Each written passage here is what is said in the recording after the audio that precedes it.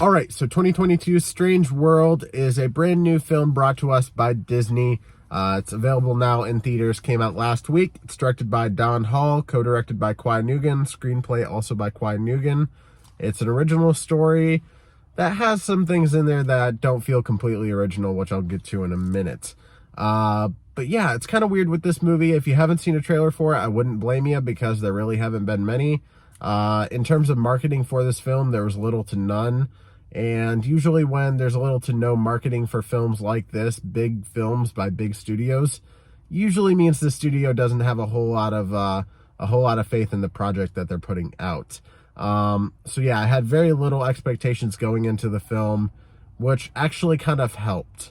If you haven't watched this movie yet and you think you might go check it out, if you have kids that, you want to go take to a movie, or if you're just interested in watching it yourself, go into it with low expectations, because then it'll actually surprise you like it did for me. Do I think this is a fantastic film? Do I think it's one of the best films of the year? Absolutely not. Is this one of the best films that Disney has ever made? Absolutely not. But for the most part, I did have fun with the story, even though there's a lot in there that doesn't feel completely original.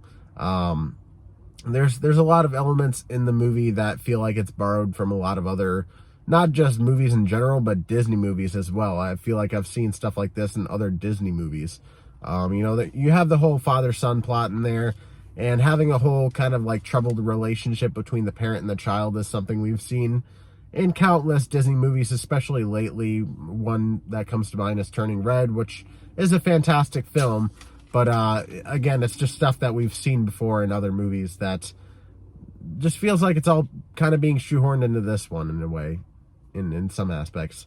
But yeah, at the end of the day, this is a very much an adventure movie. It does have a lot of moments of comedy that actually did land for me. There's a few fun little characters in there that aren't the human characters, like the dog that they have in there and this little creature called Splat. Those are fun. But in terms of the other creatures in the movie, none of them really stand out. And one of them even feels like one of the creatures from that movie, Raya and the Last Dragon. So yeah, I mean, it's not completely original, but in terms of the animation, I think that it does a lot of really cool stuff in the movie. There's a lot of really cool landscapes and just a lot of really cool visuals that I really like throughout the film. Like I already said, the comedy for the most part really does land for me in this movie. Have I even said who is in the movie? I don't think I have. We have Jake Gyllenhaal as Searcher Clade. We have, light turned off. There we go. We have Jabuki Young White as Ethan Clade. We have Gabrielle Union as Meridian Clade. We have Dennis Quaid as Jaeger Clade, and then Lucy Liu as Callisto Mal. That's pretty much the main cast for you there. Pretty good voice cast for the most part. I think they all do a pretty good job, but at times it does kind of just feel like they're reading off of cue cards, and doesn't always feel like they're actually, characters talking to each other and communicating with each other. At times it can kind of feel like some of the, especially Jake Gyllenhaal at times in this movie, it feels like some of his lines kind of feel just a little bit like he's tired, just a little. But yeah, I mean, the animation in this movie really does work for me. The comedy really does work for me. There are some kind of more emotional, kind of tug on your heartstring kind of moments that, for the most part, work, but again, have been done in so many other movies, especially recently, that it just doesn't stand out to me. But yeah, for the most part, not a horrible film. It's a fun adventure for the most part. Is it something that your kids are going to be interested in? That's where I'm not quite sure, because I was in a theater and there were little kids probably like under the age of 5, and it didn't seem like it was holding their attention. So maybe for like a little bit more grown-up kids, like 6 and up, would enjoy it a little bit more, enjoy the adventure aspects, and kind of be able to get a little bit more out of the story.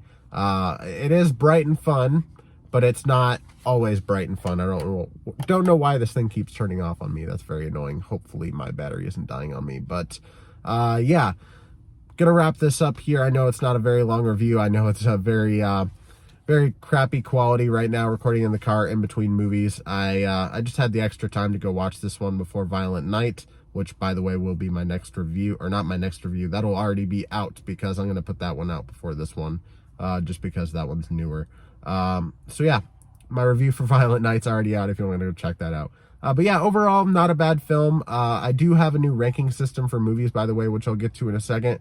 But yeah, this isn't necessarily one that you need to rush to the theater for. They didn't do a whole lot of marketing for it because they kind of realized this isn't going to be a big winner. But for the most part, going in with low expectations, there are quite a few things in this movie that did quite surprise me. So worth watching, but probably wait for it to come out on Disney Plus for most people at least.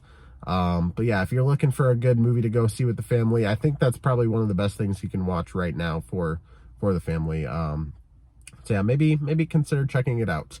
But yeah, I have a new movie ranking system. I've been kind of going through different movie ranking systems and trying to find what works. I have a different one for the streaming service ranking system or whatever, and I'm kind of going along the basis of that. So at the very top, I have the premium tickets.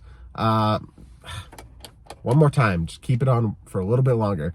So the premium ticket, the kind of movie that's so good it's worth paying extra for, whether that be IMAX or 3D or whatever it is.